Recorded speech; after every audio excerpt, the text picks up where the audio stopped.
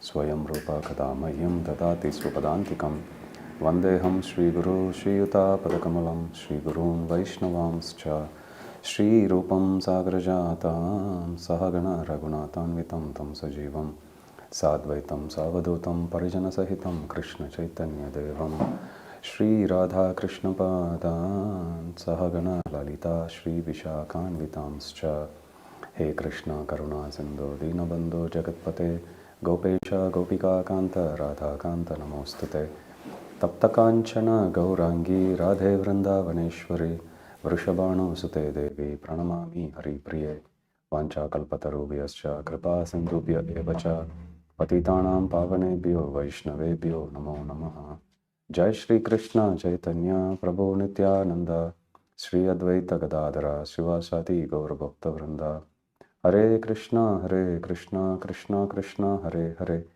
Hare Rama Rama Rama Hare Hare Mukam Karoti Vachalam Pangam Langayate Girim Yatkripa Tamaham Vande Shri Guru Dinatarinam Paramananda Madhavam Sri Chaitanya Ishvaram Hari Om Tat Sat.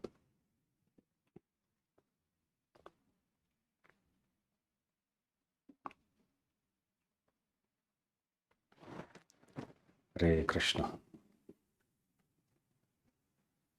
Today we are going to discuss the 5th chapter of the first canto of Srimad Bhagavatam.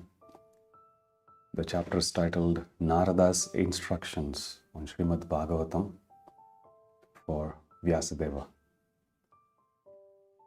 In the 4th chapter, last week we discussed about how the sages in Naimisharanya, the Shavanakadi Rishis, they put forth the next set of questions, 3 questions to Sutta Goswami. First one is about the history of Srimad Bhagavatam, in what place, in what time, and by what inspiration did Vyasadeva write Srimad Bhagavatam. Second question was about the history, or in what circumstance did Sutta Goswami speak Srimad Bhagavatam, as well as the background of Parikshit Maharaj being the student of Srimad Bhagavatam, hearing it directly from Shukadeva Goswami. In short, the 3 questions are the history of Srimad Bhagavatam, history of Shukadeva Goswami, and the history of Parikshit Maharaj. So in answer to these questions, Sutta Goswami first gives the background of Vyasadeva compiling the Vedic knowledge into different branches. The Veda, which was spoken by Lord Brahma, they were all like a pile of very valuable stones of 4 different colors, but they were mixed. Vyasadeva, in order to show compassion for all the fallen conditioned souls, he divided the Vedas. In other words, he separated each one of those valuable jewel-like instructions into 4 different categories, naming them Rig Veda, Yajur Veda, Sama Veda, and Atharva Veda. And the reason for him doing this is Vyasadeva, as the Trikal Jnani, someone who could see the past, present, and future. He could see the anomalies of this day and age known as the Kali Yuga, and in order to show favor for people who are born in our times, he divided and compiled the Vedas, and then he entrusted each one of those 4 Vedas to his disciples, asking them to propagate that particular branch of Veda through their own disciples.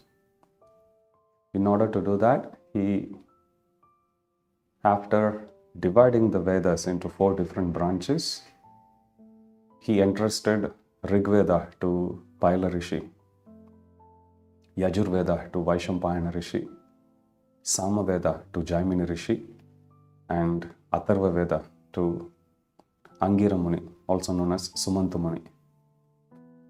And after having delegated the Vedas, the spreading of the Vedas to his different disciples, he then wrote the famous Itihasa, which is known as the 5th Veda, Mahabharata, along with all the other Puranas. So he entrusted the Itihasas and Puranas to one of his other disciples known as Romaharshana Rishi. Romaharshana was also the father of Suta Goswami, who is currently narrating the history of Srimad Bhagavatam to the Shaunakadi Rishis in Naimisharanya. So after entrusting all the Vedas, Puranas and Itihasas, Vyasadeva expected him to be satisfied after having done the service for the pleasure of the Supreme Lord as well as for the welfare of the entire humanity. However, he was feeling a feeling of emptiness, a vacuum within his heart, a certain feeling of dissatisfaction. Without knowing the reason, he tried to deliberate the cause of this despondent feeling that has arisen in his heart despite him having composed the Vedas into different categories and as well as training and propagating the Vedas.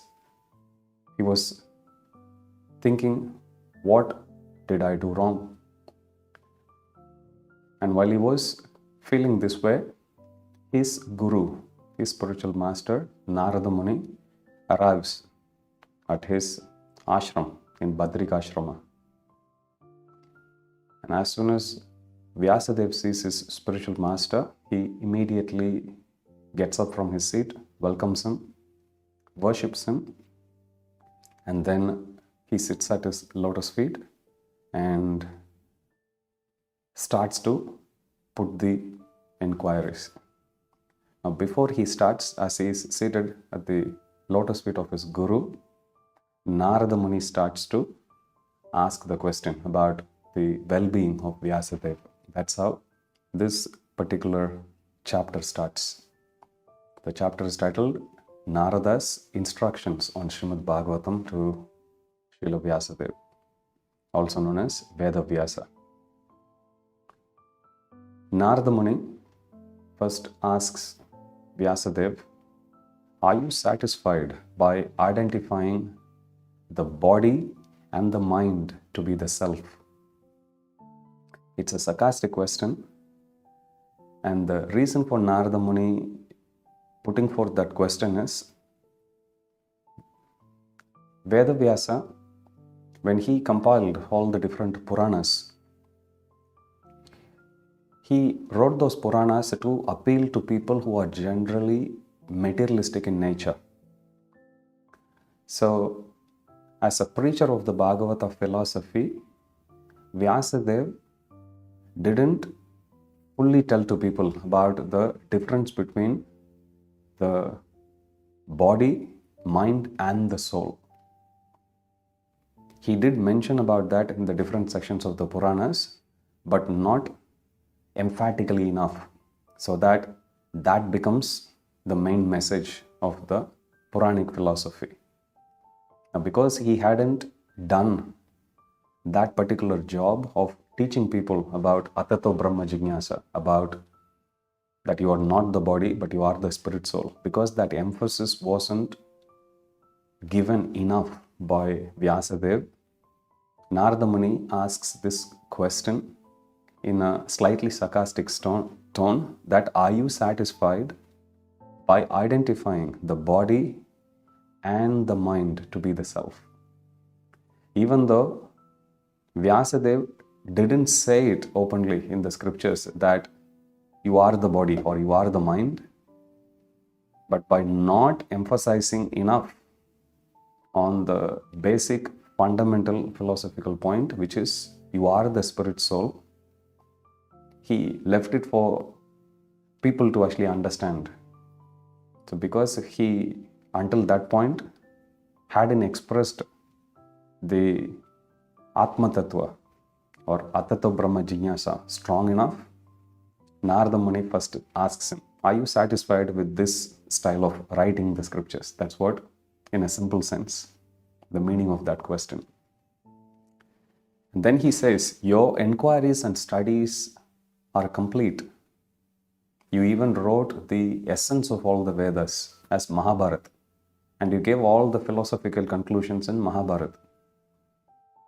By saying this, Narada Muni is telling to Vyasadeva, you didn't emphasize on the Atma Tattva not because you lacked any knowledge. You had enough knowledge. There is no lack of realized knowledge either. Mahabharata is a book of realized knowledge. When Vyasadeva was planning to write Mahabharata, at that time he was looking for somebody who can script it as he sings Mahabharata. And then Lord Ganesh accepted the role of being a scribe, but the condition which Vyasadeva had put to Lord Ganesh is, you can write only after you have fully understood and realized the meaning of what I am singing. And Ganesh, before he wrote Mahabharata, he understood it, he realized that knowledge, realized the truth. In other words, that knowledge which he understood, he also verified before putting it in writing. So the whole book of Mahabharata is a book of realized scriptural knowledge. So Narada Muni says to Vyasadeva, given your very elevated parentage as being the son of Parashara Muni, you had the knowledge about Atma Tattva, that you are not the body, but you are spirit soul. You had that knowledge.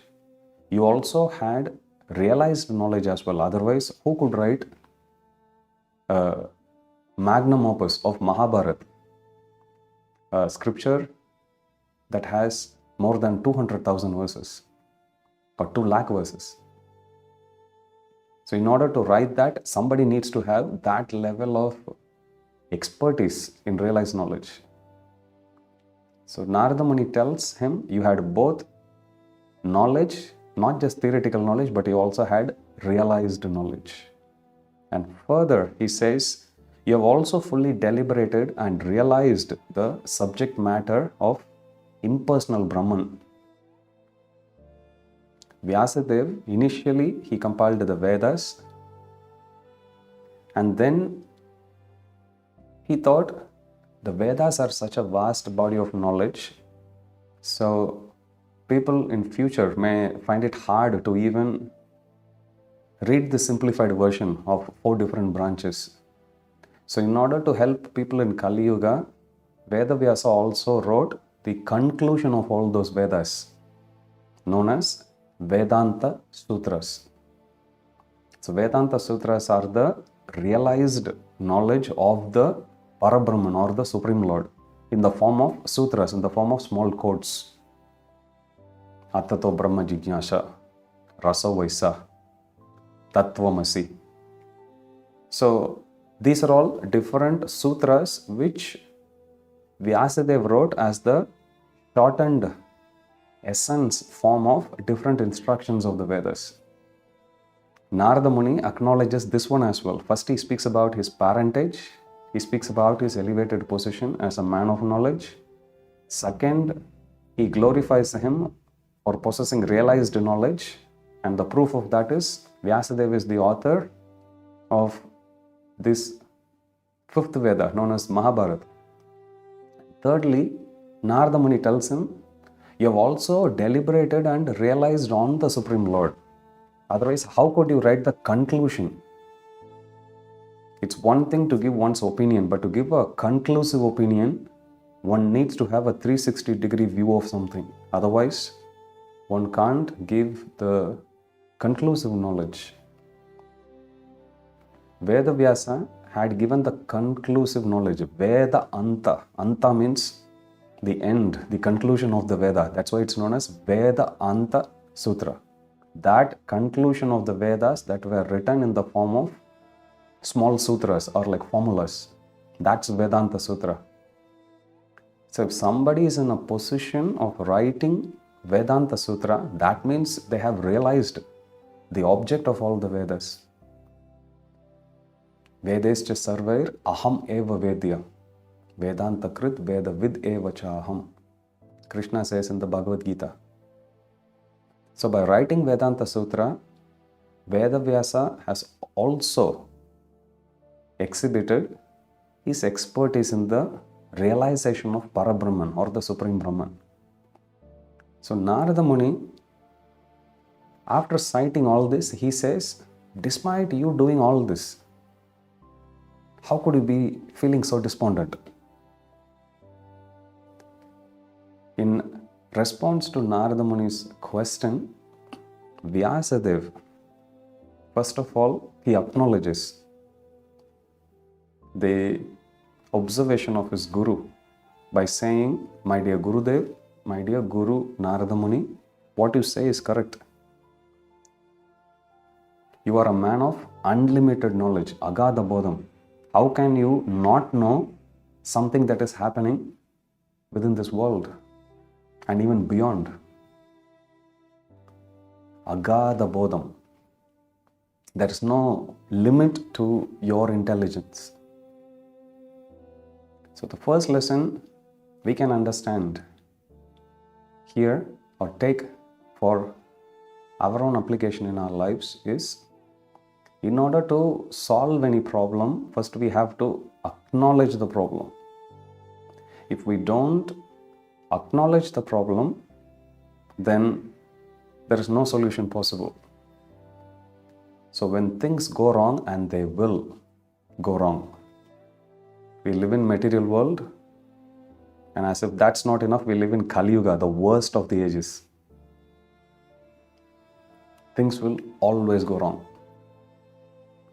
So we need to quickly accept that things go wrong if they do, and then look for the solution. Try to implement the solution. If you succeed, it's good. If you don't, move on to the next solution. So we have to keep moving forward that way. We cannot live in the past. Present is all that we have. So here, Vyasadeva, after hearing from his Guru about his observation, he acknowledges, oh my dear Gurudev, you are correct. You are a person of unlimited knowledge. How can you not know something that is happening in this creation? How can you not know something which is happening within the heart of your own disciple? And then he says, you know everything mysterious. It's one thing to see something that's happening around us and to observe, to infer something out of that and to conclude. But Narada Muni is not an ordinary personality. The very word Muni means a person who is an independent thinker, a person who has his own view, perspective on everything that happens around. So Muni is a title that's actually given to the sages, and this word Muni is not used for everyone. It is used only for those who has the potency, who has the prowess to give their perspective, their own unique perspective, which doesn't always have to comply with what the other Munis have. So Narada Muni means Narada has got that power, potency to see things and then to give his perspective. Second lesson we can also take from this conversation between Narada Muni and Vyasadeva is the same advice which Narada Muni is about to give to Vyasadeva has been recorded in the pages of Srimad Bhagavatam, which is what we are reading, and the same change or the same help which Vyasadeva took from those instructions is available for us too. It's not just Vyasadeva who faced the trouble, Vyasadeva who was feeling despondent, who was feeling some emptiness within his heart. We also feel. We feel it every day. As soon as you wake up, from the time you wake up until you think of Krishna, you will be feeling, who am I? What day is today? Do I have any opportunity to sleep a little more? Is it a working day? Is it Monday? I definitely don't want to get out of my bed. So we have all those thoughts, the thoughts which usually disappoint us, they spring up first in our mind as soon as we wake up. But in Vyasadev's case, his guru was there instantly present and he is helping him, as we see here. But in our case, Narada Muni may not be physically present, or even if he is, we are not qualified enough to see him. But the help that he provided to Vyasadeva, the instructions that he gave to Vyasadeva is available for us too. So when we study the Shastras, when we study Srimad Bhagavatam, when we study Bhagavad Gita, we should put ourselves in the position of the student who is hearing. Most of the scriptures, in fact, all the scriptures, you take Puranas, Itihasas, even Bhagavad Gita, it is given in the form of a conversation. So there is an inquirer, somebody who puts forth the question, and there is a teacher, speaker. You take Bhagavad Gita, Krishna is the speaker, Arjuna is the student. In this particular instance, you see there are meta-conversations that are going at different levels as well. On one level, we have the Saunakadi Rishis of Naimisharanya. They are the students of the teacher or of the speaker, Suta Goswami. But then Suta Goswami, in his answers to the sages headed by Shaunaka Rishi, he is now citing a conversation that happened between two other personalities, which is Narada Muni and Vyasadeva. And you will find elsewhere also this conversation will continue. Shukadeva Goswami would speak to Parishit Maharaj. Narada Muni would speak to, let's say, Yudhishthir Maharaj or Nanda Maharaj. The Navayogendras, they'll speak to Maharaj Nimi. Swayambhuva Manu will give instructions to Dhruva Maharaj, so on and so forth. So even though we were not physically present, we were not part of that conversation, but that conversation is recorded in the scriptures and we can take help from the scriptures to the same extent as these original students of those instructions took it. So this is the mercy or the compassion of the scriptures. They are giving us what was available hundreds of thousands of years ago. So here, Vyasadeva is glorifying Narada Muni. First, he acknowledges that he is correct. Second, he glorifies the vastness of his knowledge, Agadha Bodham, one with unlimited intelligence. And then he proceeds to say that you know everything mysterious. Veda amasta guhyam. Guhyam means confidential. One who knows everything confidential, one who knows everything mysterious. So in that context, he is glorifying him. You know everything which is mysterious. How did Narada Muni know everything which is mysterious? Because Vyasadeva gives the reason. Because Narada Muni worships the Lord who has got certain glorious qualities.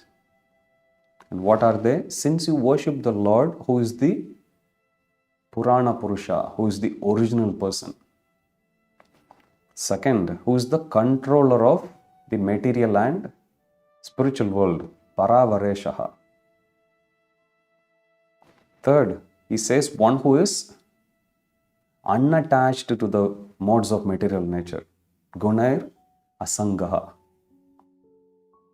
So Narada Muni knows everything which is mysterious because he is worshipping the Lord who has got all these wonderful qualities. One who is beyond the modes, one who is the controller of material and spiritual worlds, and one who is the original person, Purana Purusha. And then he also uses an analogy to again second this point about a personality with unlimited intelligence. Vyasadeva says, "Oh my dear Narada Muni, you are like the sun that travels everywhere. You are like the air that penetrates through everything and reaches out. You are like the all-pervasive super soul who is within the heart of everyone and who is the Atma Sakshi, who is the witness of everything that is happening." Now, why is Vyasadeva saying all this to him? Because Narada Muni is like the sun reaching out everywhere. He is the air that penetrates through everything. He is all-pervasive, like the super soul. And he is the witness. He can actually understand everything. Atma Sakshi. He says this because, oh Narada Muni, for somebody of your stature, with all these different prowess that you have got, it will be very easy for you to find the reason for my despondency. Please find the deficiency. Please find the cause of this feeling. So after being humbly requested by Vyasadeva, Narada Muni now starts to answer. Srila Prabhupada says, Guru means heavy. Lagu means light.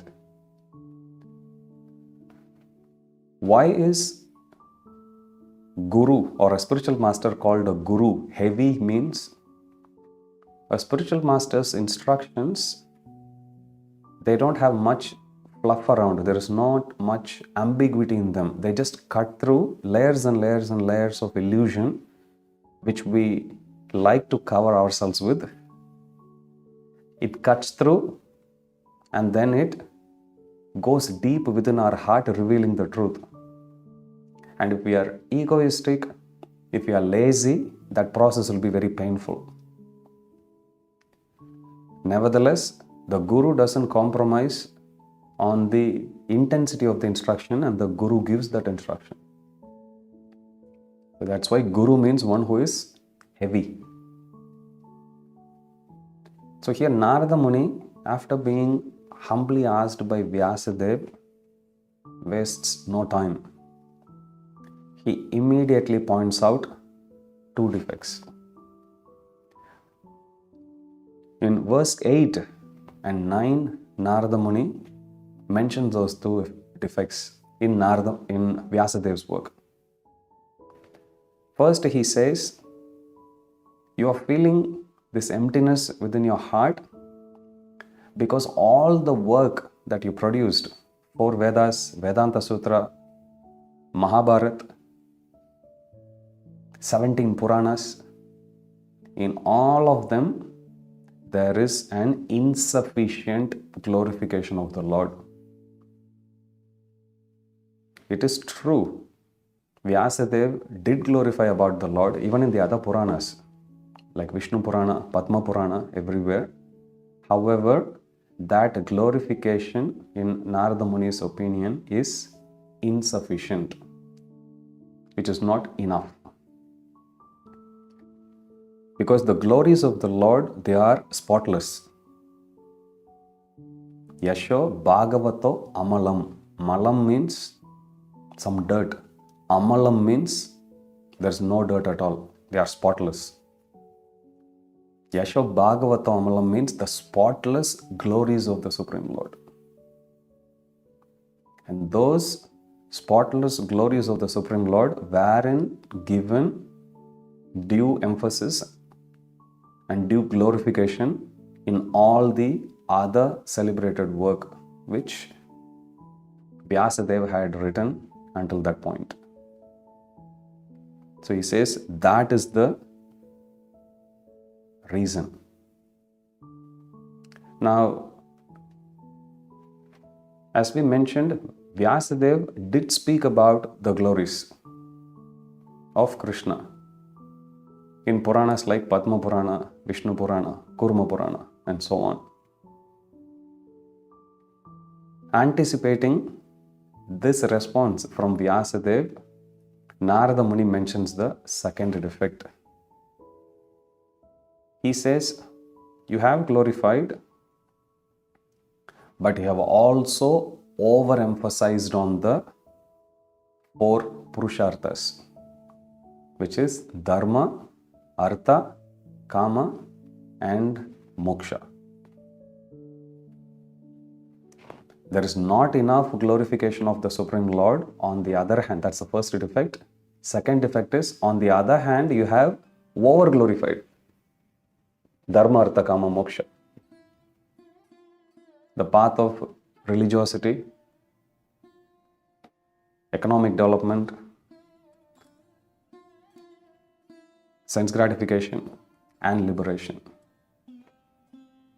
And he hasn't emphasized the importance of taking up to the process of pure Bhakti Yoga or pure devotional service. On one hand, there was a glorification of the Supreme Lord, but not complete glorification, but not sufficient glorification. On the other hand, the 4 Purusharthas, or the 4 steps or the stages which a human goes through. Initially, he or she learns about the path of religion, known as Dharma. And then with that knowledge, whatever that they gained, they then gain some economic prosperity that is known as Artha. Then with all the economic development or the prosperity one has attained, one then uses all of them to enjoy their senses, which is known as Kama. One gratifies one's senses. And then after having enjoyed enough, or after being embarrassed by the sense enjoyment, feeling desperate, one tries to give up and one tries to liberate oneself. That is known as Moksha. In all these 4 stages, if we carefully analyze, there is no question of Bhakti at all in it. And this is the point Narada Muni mentions to Vyasadeva here. That you have overemphasized on just these 4, and because of that, people who read these scriptures, they will only get distracted to all this material prosperity and material sense enjoyment. And what was the original goal which Vyasadeva set out to achieve? He wanted to help people who will be born in Kali Yuga, because Vyasadeva is writing this at the end of Dwapara Yuga. Now, because that goal wasn't achieved unless somebody is taught to take up Krishna Bhakti, which is the ultimate good for all people in general, which is the essence of all scriptures. Unless someone is taught to take exclusive shelter of the Supreme Personality of Godhead, it is impossible for them to be happy. What is the proof? Even the author of all the scriptures, which is Vyasadeva himself, isn't happy. How are the people who are going to read the work of such a disturbed author going to be happy? This is Narada Muni's point. So there is insufficient glorification. Yasho Bhagavatamulam, the spotless glories of the Supreme Lord are not glorified enough, even in the other 17 Puranas. And secondly, there was an overemphasis on this Purusharthas, 4 Purusharthas. Now, continuing with his direct instruction, Narada Muni says, you have written all this work, even what to speak of this work, even if somebody has written a poetry, a poetic work, same principle applies. Somebody may say, I'm writing a very beautiful song. You can at least forget about the content of it. You can at least appreciate the poetic flow, the poetic decorations that I have used, the style of grammar that I have used, so on and so forth. Narada Muni says, even if someone had produced the greatest work of poetry, such work also will be scrutinized based on one single principle only. And Narada Muni says there are 2 categories of literature based on that one single discerning principle. What is it? Nayad vachas chitrapadam harer yasho. If somebody speaks something in glorification, speaks something very poetic, Nayad vachas. Chitrapadam means in a very decorative sense. But there is no harer yasho. Without, if somebody speaks something which sounds so nice, but at the same time it is devoid of harer yasho, devoid of the glories of the Supreme Lord,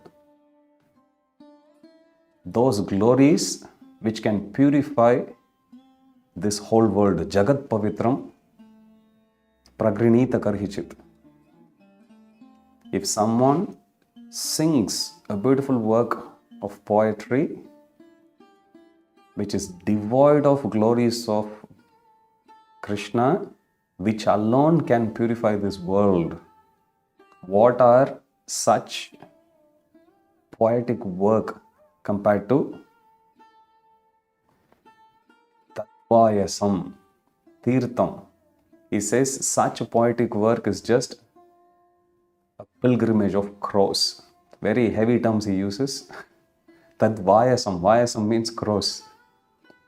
Tadvayasam tirtham. Pilgrimage of crows. If you see one crow, they make a sound. Ka, ka. Imagine you have 100. Ka, ka, ka, ka, ka, ka. Who is benefited? It only causes pollution, noise pollution. So Narada Muni says, Tadvayasam tirtham ushanti manasaha. Says who? That this is the such poetry which is devoid of the glorification of the Supreme Lord is compared to the place of pilgrimage of the crows, ushanti manasaha. So this is the opinion of greatly, highly elevated, intelligent, saintly persons. Nayatra hamsa niramanti usikshaya. Such literature work, niramanti, will not be pleasurable for usikshaya, for great elevated devotees. Nayad vachas chitrapadam harer yasho. Jagat pavitram grinita karhichit, pragrinita karhichit.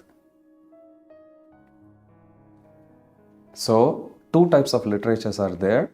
Even if someone had written a very beautiful, a very nicely sounding poem, if it is without harer yasho, it is considered to be Tadvayasam tirtham.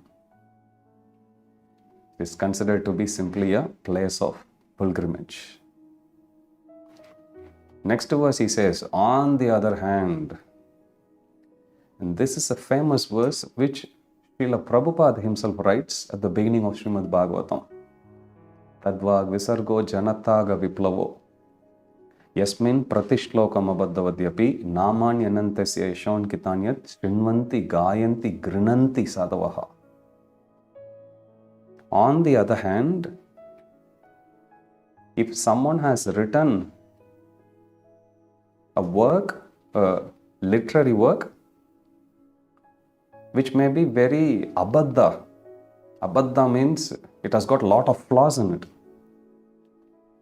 Even if it has got a lot of flaws in it, if someone has written a poetry which is capable of creating a Janataga Viplava means revolution, Janata means among the population.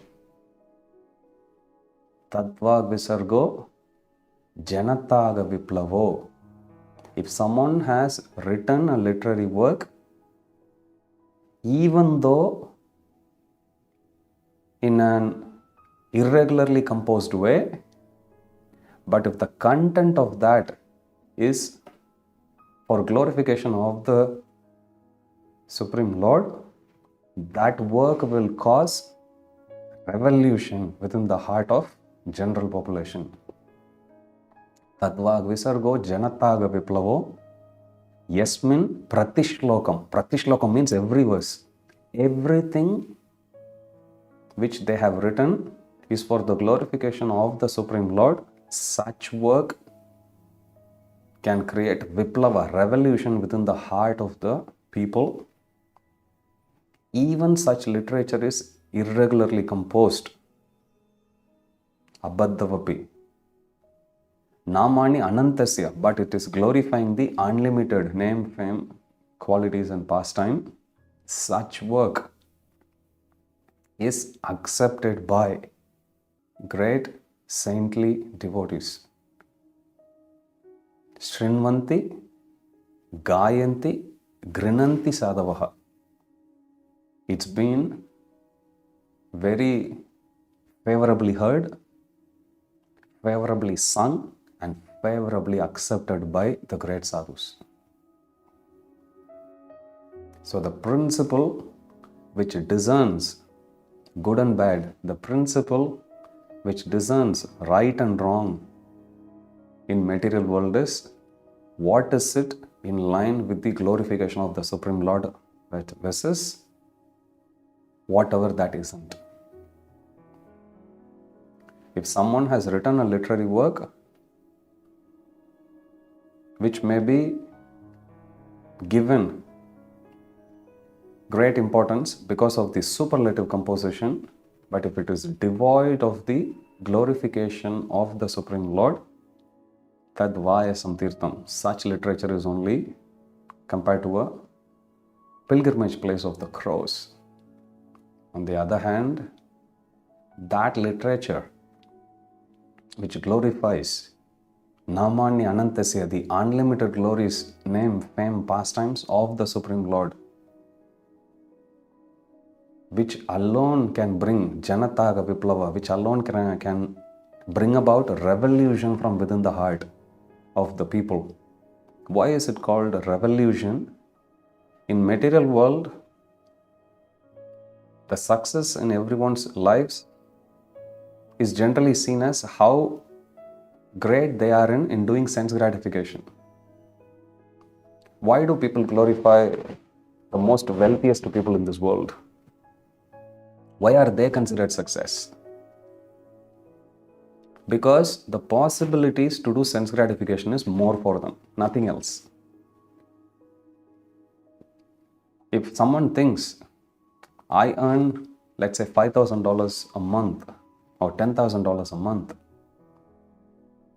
I have to pay my mortgage, I need to have some investment, I need to do some bank savings, I need to take care of my family. And that person, if he looks at someone who earns millions of dollars every month and who is a multi-billionaire, they would think, if me, out of 10,000, I can enjoy so much, how much more this richest person can enjoy? So, because the opportunity for him to enjoy is more, he is considered a greater success than me. This is the general thought process of everyone in this world. Even though the funny part here is, a person may actually have hundreds of billions of dollars, but the capacity to enjoy is still limited, is still the same for everyone. But our mind won't allow us to think that deep.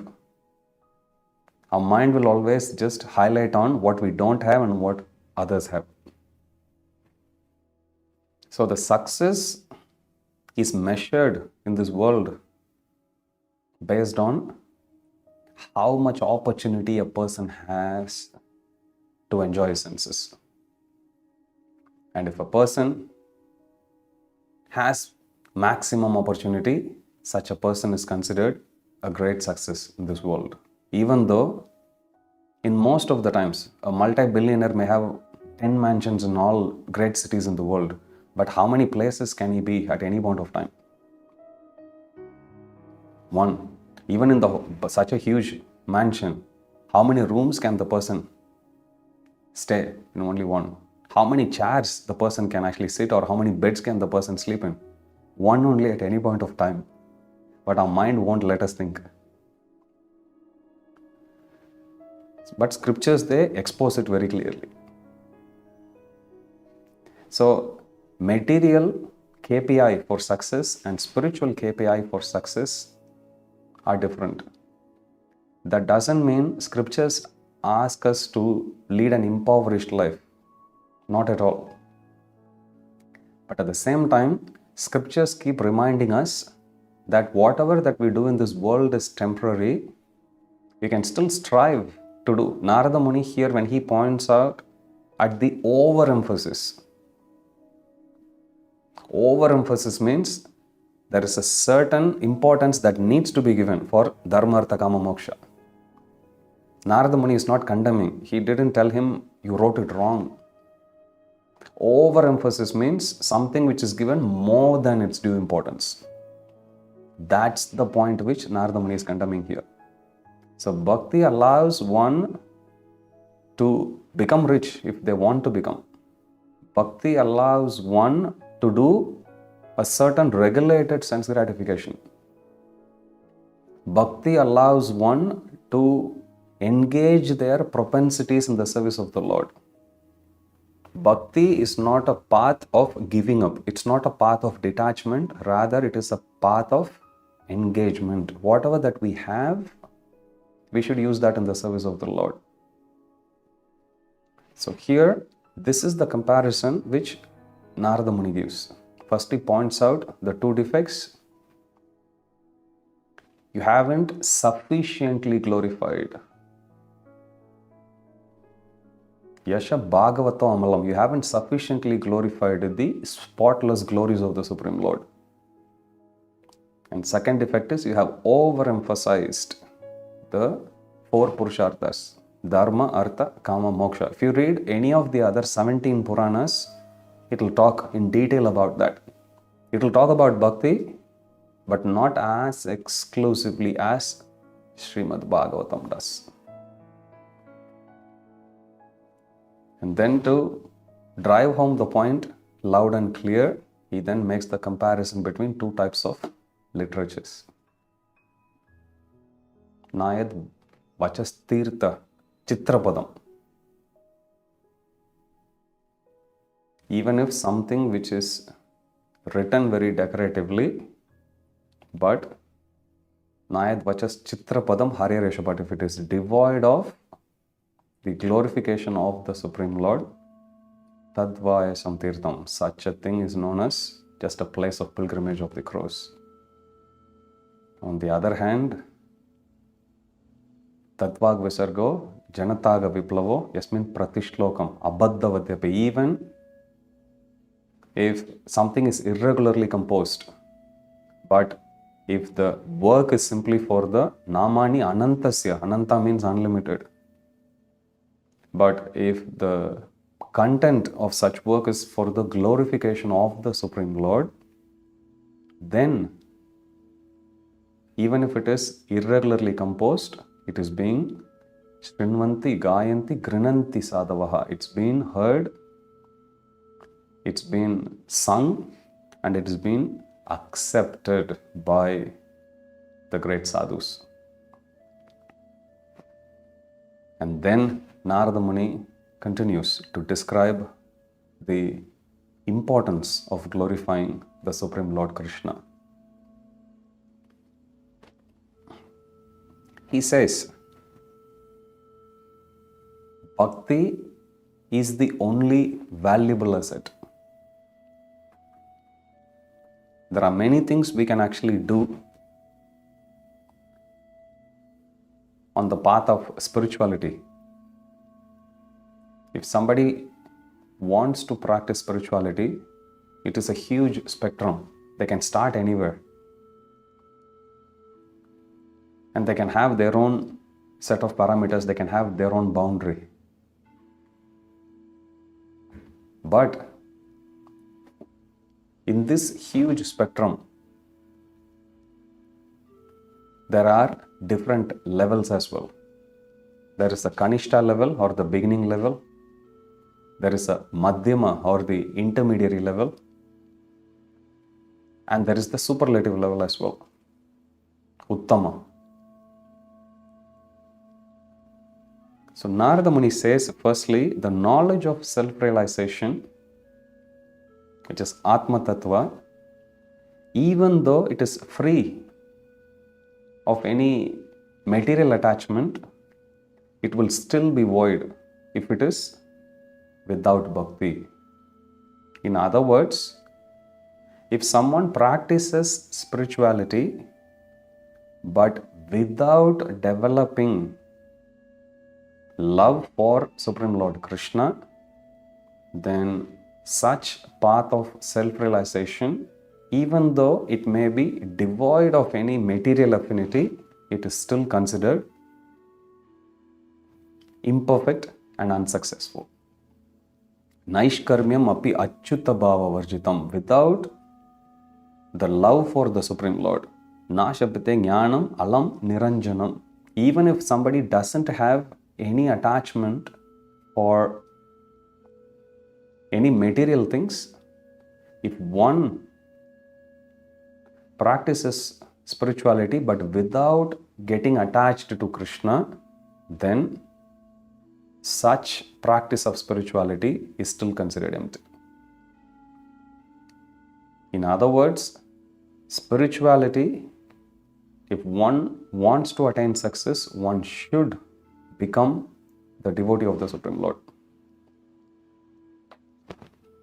Then he says to Vyasadeva, oh my dear Vyasadeva, you know about the importance of bhakti, so you should glorify. Initially, Vyasadeva glorified Narada Muni as someone with vast knowledge, as someone who can go anywhere, as someone who can see the future, so on and so forth. Now Narada Muni is highlighting the glories of Vyasadeva. Narada Muni says, oh Vyasadeva, you are endowed with so many glorious qualities. You are very fortunate, Mahabhaga. You have a very perfect vision, Amogadrik. Moga means illusion, Amoga means free from illusion. Amogadrik means a vision which is free from illusion. Vyasadeva, you have this spotless fame, Suchishhravaha. Narada Muni is glorifying Vyasadeva here as Suchishhravaha, one with the spotless fame. Whatever literary work which Veda Vyasa has written, no one till date has found any flaw in it. Then he says, Satyarato, you are very, very truthful. There is no ambiguity in Vyasadeva's work. There was nothing wrong that was written in Vyasadeva's work. Dridhavrataha, you are a person of very firm vows. So despite having all this, So far you haven't done, but having all these qualities also now gives you the license, putting you in the most qualified position to meditate in trance about the Lord's glories, and they will be revealed to you. In other words, Narada Muni, Vyasadeva at this point may think, but I am not qualified. Narada Muni is saying, no. You are fortunate, Mahabhaga. You are a person of perfect vision. Amogadrik, Dridhavrata, firm vows. You have taken Suchishravaha, spotless fame, so on and so forth. Truthful, Satyarato.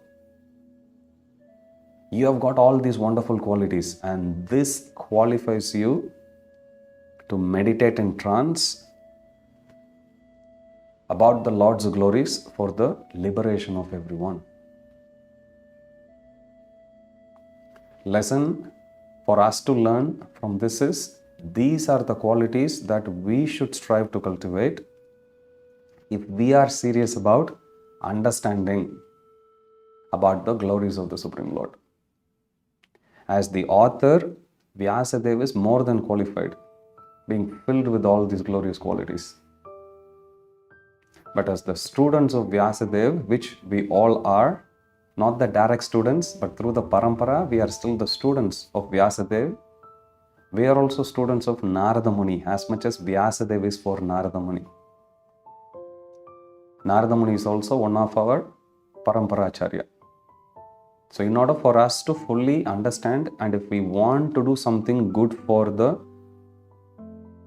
liberation of everyone, Akhila Bandha Muktaya, in order to liberate everyone, if we want to do something useful, then we also need to cultivate these qualities. And then he says, descriptions which are disconnected from the Lord are insubstantial. One can keep on describing so many things about this material creation. One can keep on speaking something on the Jnana platform, but if it is without glorification of the Supreme Lord, they are worthless. They don't have any value at all. They are simply anarthas. Narada Muni says to Vyasadeva, by overemphasizing on the Purusharthas, Dharma, Artha, Kama and Moksha, there is a certain need for it. But by overemphasizing, you have encouraged the people to pursue the path of sense gratification without caring much about the prohibition. So rather than doing good, it can potentially do a lot of bad things for people. And he says, only an expert retired from materialistic activities and propensities, only they can actually take up to surrendering of the Supreme Lord. In other words, if someone is pursuing the path of the four Purusharthas, the determination to take up the path of Bhakti Yoga will be weakened.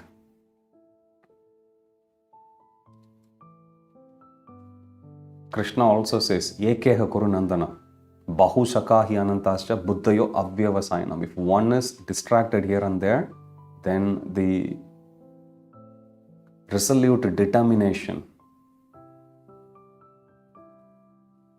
will be weakened. Resolute determination to practice Bhakti Yoga will be weakened. So in this way, Narada Muni, he mentions first of all that Bhakti is the only asset. And then he will further continue about how the progress on this path of Bhakti is permanent, and that we can discuss in the next session. If you have any questions, you can ask now.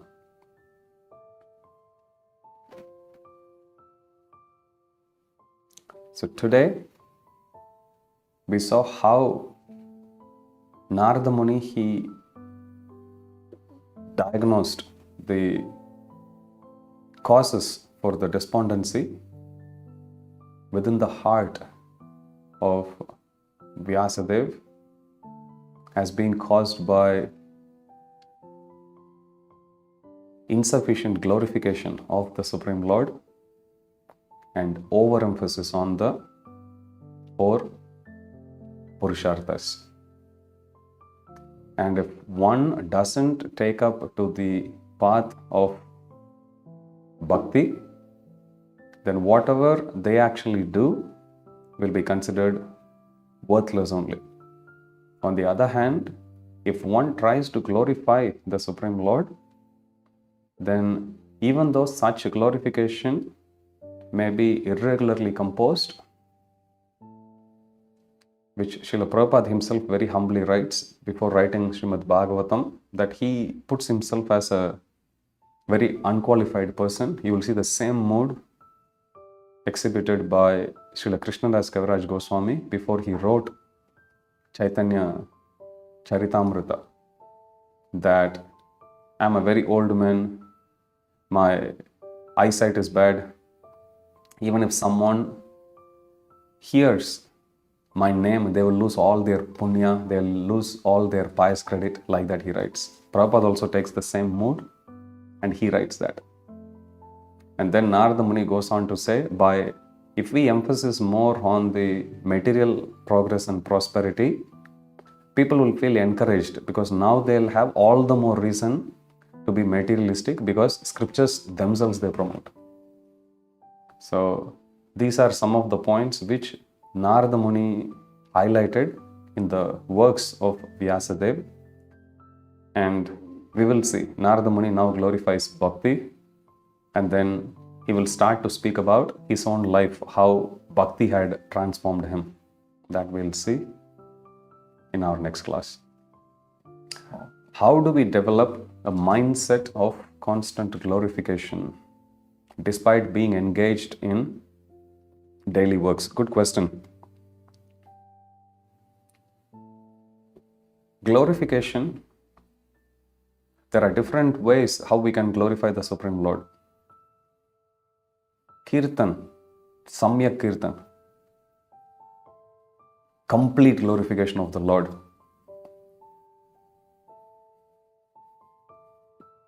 Whatever thoughts, words, and deeds we do should be for the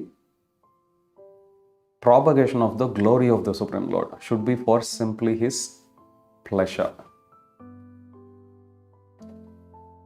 If we talk about Arjuna, what comes to our mind first?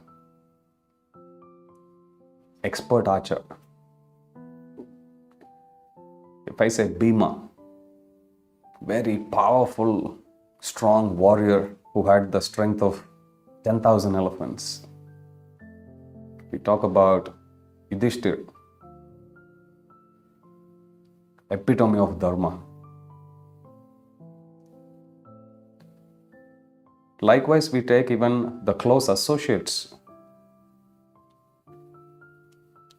of Radha Krishna, or we take the close associates of Lord Chaitanya Mahaprabhu, Advaitacharya, great devotee, Vakreshwar Pandit, great dancer, Srivas Thakur, exemplary grahastha, the famous Ghosh brothers, great mridanga players and singers. So when we think about pure devotees of the Lord, what we also immediately think is how skilled they were in their own area of expertise, in their own field of service, and how they engaged that in the service of the Lord. So coming to your question, how can we have this tendency? How can we develop this quality of glorifying the Lord all the time? I remember listening to one lecture of His Holiness Radha Swami Maharaj sometime in 2008. One point that really went deep from that lecture is Maharaj says, whatever work, if we are a student or if you work outside, whatever that we work, whatever work that comes to us, whatever engagement that comes our way, we should see that as being personally sent by Krishna.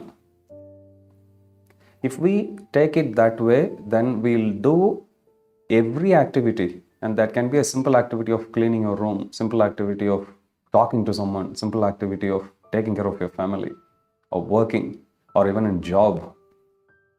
Anything, if we develop that attitude of seeing that as being personally sent to us by Krishna, then Maharaj said, then we can make our whole life an offering for the Supreme Lord, for His pleasure.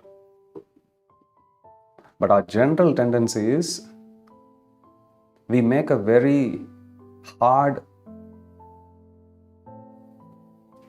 indelible line. This is spirituality and this is my karmic activity. This is for Krishna and this is for me. We are very experts in drawing the line to separate Krishna from us. To the extent that we continue to do, to the same extent we will struggle. But if we start to see everything in connection with the Supreme Lord, Smriti Seva, Smriti Seva, Stutir Vachaha. May my every thought be in the glorification of you. May every word be in glorification of you. This is the prayer of the devotee. You see a similar kind of request being put forth by Manigriva and Nalakuvera after being delivered by Krishna. They tell to Krishna, my Lord, may our every step be for your service, may our every word be for your glorification. In the context that we live in, we get opportunity to do both direct service, indirect service also. Indirect service, in order for us to actually do as part of our day-to-day activities, we need to start to develop this mood, start to develop this habit that everything that we do is an offering for the Supreme Lord. If we do that, then even that is considered Krishna. Otherwise, our practice of spirituality will be incomplete. When we pick up the beads and chant, we may feel secure. When we are in the comfort of our home, in front of the altar, we may feel secure. When you are within the precincts of the temple, you may feel secure. But how often can you stay in these areas? If you take a 24 hours, we spend at least 8 to 10 hours in work. That's like almost half of our time until we reach 60. So it's a very, very substantial amount of time that we have to live, but outside of the direct association of devotees, outside of any spiritual atmosphere, quote unquote. So the easier way for us to glorify Krishna 24/7 is by connecting everything to Krishna. Then we will start to love our work, we'll start to get expert in it, we will make even riches out of it, and we can glorify Krishna even more further. That's a more holistic way of practicing Bhakti Yoga. So if we have ambition to make it big in life, Krishna doesn't say no, but it should not come at the cost of our spiritual sadhana. As long as we can balance, we should actually think big, because our mission is big. We have the best product in hand, so we need to look for every way how we can expand the mission of Lord Sri Chaitanya Mahaprabhu. Okay. Thank you very much for your wonderful question. We'll continue our discussion next week. Jagat Guru Srila Prabhupada ki jai. Shri Radha Gopinath Bhagavan ki jai. Grantaraj Srimad Bhagavatam ki jai. Samaved Gaur Bhakta Vrinda ki jai. Jai Nitai Gaura Premanande Hari Hari Bol. All glories to the assembled devotees. Hare Krishna. All glories to the assembled devotees. Hare Krishna. All glories to the assembled devotees. Hare Krishna. All glories, all glories, all glories to Shri Shri Guru and Gauranga. All glories to Srila Prabhupada.